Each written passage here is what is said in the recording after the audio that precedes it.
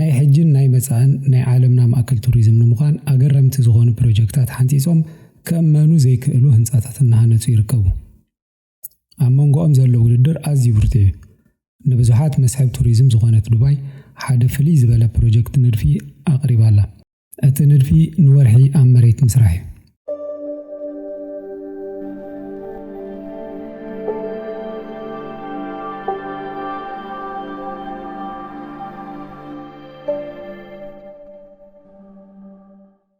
በነዳዲ ዝሃብተማ ሃገራት የዕራብ ድሕሪ ምጽፋፍ ነዳዲ ክህልዎም ዝኽእል ኢኮኖሚ ይሻቐሉ ከም ዘለዉ ይፍለጥ። ስዑዲ፣ ኳታር፣ ዱባይን ካልኦት ሃገራት የዕራብን ነዳዲና ምስ ነጸፈ ክህልወና ዝኽእል ምንጪ እቶት ቱሪዝም እዩ ብምባል ዝተፈላለዩ ነገራት ንምስራሕ ምንቅስቓስ ጀሚሮም። ናይ ሕጅን ናይ መጻእን ናይ ዓለምና ማእከል ቱሪዝም ንምዃን ኣገረምቲ ዝኾኑ ፕሮጀክታት ሓንቲጾም ከመኑ ዘይክእሉ ህንጻታት እናሃነጹ ይርከቡ። ኣብ መንጎኦም ዘሎ ውድድር ኣዝዩ ብርቱዕ እዩ። ንብዙሓት መስሕብ ቱሪዝም ዝኾነት ዱባይ ሓደ ፍልይ ዝበለ ፕሮጀክት ንድፊ ኣቕሪባላ። እቲ ንድፊ ንወርሒ ኣብ መሬት ምስራሕ እዩ። ኣብ መላእ ዓለም ናይ ብዙሓት ኣቓልቦ ሲሒቡሎ። ሰላም ጥዕና ሃበለይ እዚ መንግስቲ እዩ። ንቡርጅ ኸሊፋን ናይ ስየ ከተማን ንዓለም ዘላለየት ዱባይ ሕጂ ድማ ናይ ወርሒ ቅርፂ ዘለዎ ኣዝዩ ገዚፍ ናይ ህንፃ ፕሮጀክት ሒዛ ተቐልቂላላ።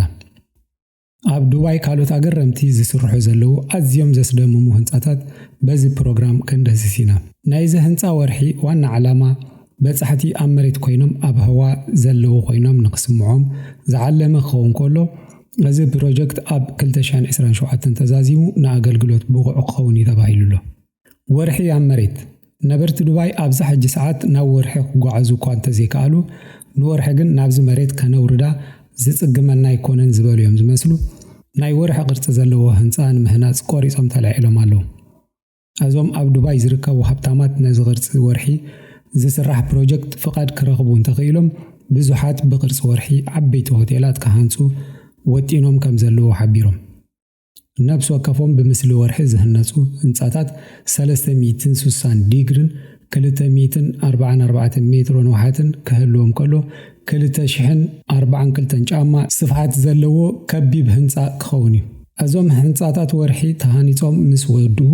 ኣብ ውሽጦም ዝተማልአ ኣገልግሎት ክህቡ ይኽእሉ። ኣዳራሻት ኮንፈረንስ፣ ሬስቶራንታት፣ ሆቴላት ከምኡውን ስፓ ኣብ ውሽጡ እዚ ሆቴል ካብ ዝወሃቡ ኣገልግሎታት እቶም ውሕዳት እዮም። ናይቲ ሆቴል መእተዊ ብመልክዕ ናይ ጠፈር መንኮራኹር ዝስራሕ ክኸውን ከሎ ኣብቲ ሆቴል ውሽጢ ልክዕ ኣብ ወርሒ ዘሎ መሬት ከም ዝመስል ገይሩ ክህነፅ ከም ዝኾነ ተሓቢሩሎም። ሰባት ናብ ወርሒ ከይተጓዓዙ ኣብ ወርሒ ከም ዘለዉ ከም ዝስምዖም ዝገብር እዩ። እዞም ብቅርፂ ወርሒ ዝህነፁ ሆቴላት ኣብ ዱባይ ዝህነፁ ወሲካ 5 እዮም። ሙን ወርልድ ሪዞርት ዝተሰሚየ ኩባንያ ነዚኦም ሆቴላት ብጀካ ኣብ ዱባይ፣ ኣብ ሰሜን ኣሜሪካን፣ ኣብ ኣውሮፓ፣ ኣብ ሰሜን ኣፍሪካ ከምኡውን ኣብ ኤስያ ክሃንፅ ወጢኑሎም። ኣብዛ ሕጂ ሰዓት ናብ ወርሒ ክትጓዓዝ በ100 ሚልዮናት ዝቁፀር ገንዘብ ዝሓትት ክኸውን ከሎ ኣብዞም ሓደሽቲ ዝህነፁ ብቅርፂ ወርሒ ሆቴላት ንምዝዋር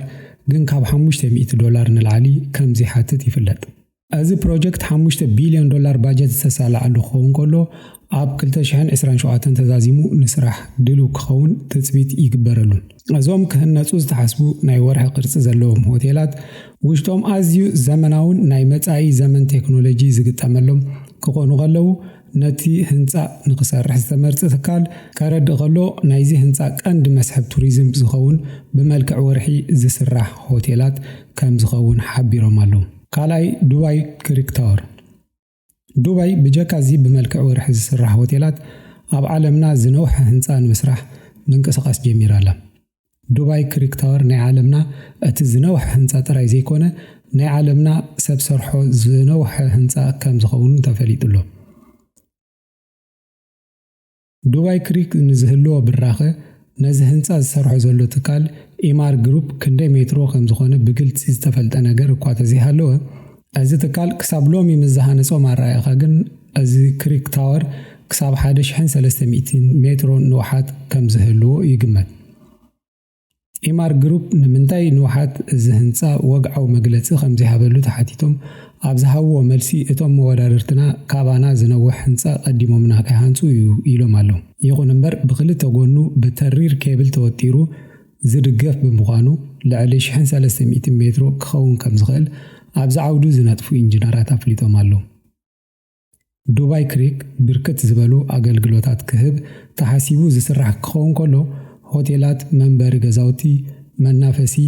ዘጠቃለለ ኮይኑ ከም ዝህነጽ ተፈሊጡሎ ዲዛይን እዚ ህንጻ ብፊዮር ዝተነድፈ ክኸውን ከሎ ከጥኒሉ ንውሕ ዝበለ ቅርጽ ክህልዎ $1 ቢልዮን ከም ዝውድእ ዝተነግረ ክኸውን ከሎ ኣብ 2025 ከዛዘም ትጽቢት ይግበረሉ እዚ ዱባይ ክሪክ ታወር ኣብ ከባቢ ናይ ላዕለዋይ ክፋሉ ናይ እንቋቑሖ ቅርጽ ዘለዎ ኮይኑ 10 ዓበይቲ መሳኹቲ ክህልዎ በዞም 10 መሳኹቲ ንከተማ ዱባይ ቅድሚ ሕጂ ተራእዩ ብዘይፈልጥ ነዊሕ ብራኸ በዓል 360 ዲግሪ ንኽትርኢ ይዕድም ኣብ ጥንታዊ ባቢሎን ምድረገነት ዝኾኑ ናይ መዘናግዒ ስፍራ ተምሳሌት ዝህነጽ ልክ ከም ሓደ ጀርዲን ዕምባባታት ዝወቀበ ክኸውን ኣብ ናይ ላዕለዋይ ደርቢ እዚ ህንጻ 360 ዲግሪ ዝዘውር ብራንዳታት ክህልዎ እዮም እዞም ብራንዳታት ካብቲ ህንጻ ቁሩብ ንቅድሚት ውፅእ ዝበሉ ኮይኖም ንምርኣይ ዝኽውል ወይ ዘጸግም ኣብ ቅድሚት ኮነ ኣብ ጎኒ ዘይብሉ ነፃ ኮይንካ እናዞርካ ካብ በሪኽ ቦታ ንመላእታ ከተማ ክትርኢ ዝኽእሉ ኣዝዮም ውቁባት በረንዳታት እዮም ናይ ዓለምና ዝቐልጠፈን ፈጣን መኪናን ሓደ ከተማ ወሊዱ ቡጋቲ መንበሪ ኣፓርታማ ዱባይ ድሕሪ ሕጂ ብነዋሕቲ ህንጻታት ጥራይ ዘይኮነት በኣዝዮም ውቁባት ኣፓርታማታት ንኽትፍለጥ ዝገብር ሓድሽ ፕሮጀክት ብወግዒ ኣፍሊጡ ኣብ ዱባይ ዝርከብ ኩባንያ ቢንጋቲ ኣዝዮም ውቁባት ዝኾና መካይን ብምፍራይ ዝፍለጥ ቡጋቲ ፋብሪካ መካይን ብምጥማር ኣብ ዓለምና ናይ መጀመርያ ቡጋቲ መንበሪ ኣፓርታማታት ንምህናጽ ተሰማሚዖም ኣለዉ ናይ ዓለምና ምህርቲ መካይን ኣዝዩ ናብ ዘመናዊ ውቁባትን ደረጃ ዘብጽሐ ናይ ቡጋቲ ፋብሪካ መካይን ቅርጽ ብምሓዝ ኣብ ዱባይ ዝርከብ ኩባንያ ቢንጋቲ ኣዝዩ ዝተራቐቐ ውቁብ ብዙሕ ጥበብ ዝተሓወሶ ሓድሽ ናይ መንበሪ ኣፓርታማ ከምኡውን ኣሰራርሓ ናይቲ ህንጻ ንዓለም ኣለሊሎ ነዚ ንምጥማር ቤንጋቲ ናይ ቡጋቲ ፈጠራ ዝተሓወሶ በብግዚኡ ንዓበየን ናማዕበልን ዝኸይድ ሓድሽ ዲዛይን ሓሳብን ንዓለም ኣለሊሎ ስለዚ በዞም ክልተ ዓበይቲ ኩባንያታት ክስራሕ ተመዲቡ ዘሎ ህንጻ ኣብ ጽፈት ዘተኮረ ኣብ ስነ ጥበብ ብሉጽ ውጽኢት ስነ ህንጻ ከም ዝኸውን ተመስኪሩሉ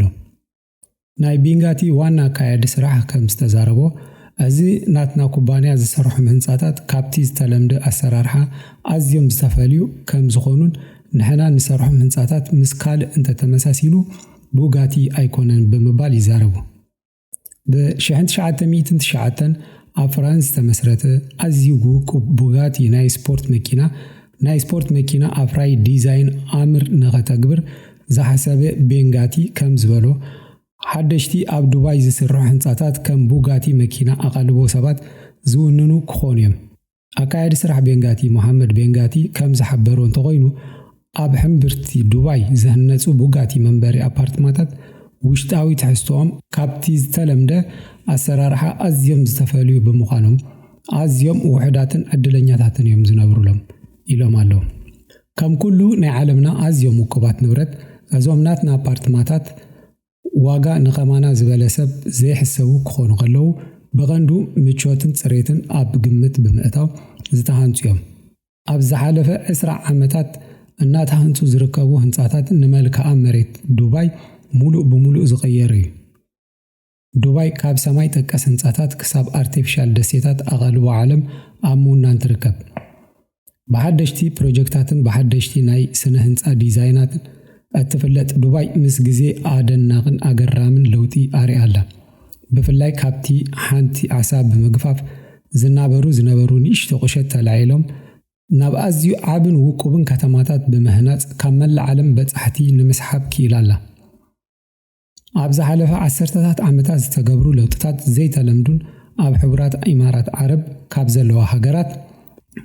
ኣዝዮም ዝዓበዩን ንመጻኢ ዝበለጸት ክትከውን ገይርዋ እዩ